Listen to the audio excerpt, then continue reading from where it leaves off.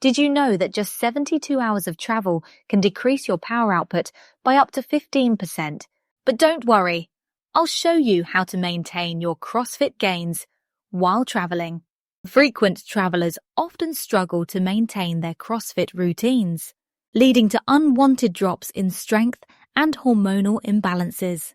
The key lies in implementing SMART goals, making your travel workout plan specific, measurable, achievable, relevant, and time-bound.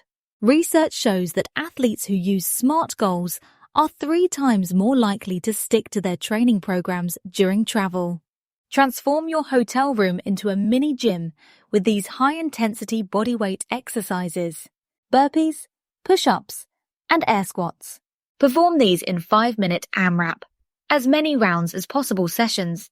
Studies confirm that just 15 minutes of bodyweight exercises can maintain muscle mass and hormone levels for up to 2 weeks.